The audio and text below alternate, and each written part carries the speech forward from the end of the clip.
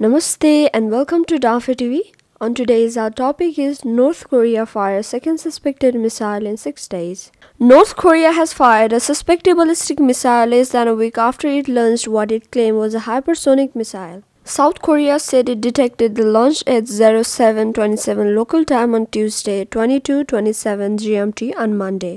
Japan's Coast Guard also reported the launch, saying North Korea had fired a ballistic missile-like object. It comes shortly after 6 countries issued a statement urging the North to cease its destabilizing actions. Our military detected a suspected ballistic missile fired by North Korea from land towards the East Sea, South Korea Joint Chief of Staff JCS said, adding that intelligence authorities from South Korea and the US were in the process of conducting a detailed analysis. The latest launch underscores North Korean leader Kim Jong-un's pledge to bolster the country's defenses as a part of his policy priorities for 2022, which were outlined during a key meeting in December. On Monday, the U.S. mission to the United Nations, joined by France, the Irish Republic, Japan, the United Kingdom, and Albania, issued a joint statement condemning last week's apparent test.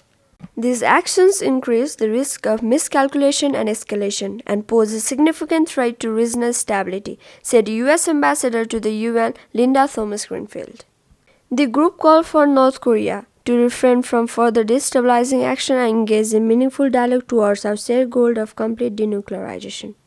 North Korea has welcomed in the new year with 2 missile tests in quick succession. Today's test could be timed to coincide with the UN Security Council meeting in New York, where the US and its allies condemned last week's launch. But it could also serve several other functions. One could be to divert public attention from an increasingly severe economic situation in the country, which has been worsened by the coronavirus pandemic. Another could be to get the attention of Washington, which has shown a little interest in resuming negotiations with Pyongyang after the failed summit between former President Donald Trump and Kim Jong-un in 2019. There are a third reason, which is less often reported. North and South Korea are engaged in what observers say is an increasingly intense arms race, with both sides working to perfect smaller, more accurate, and more deadly missile systems with which they can threaten each other's leaderships.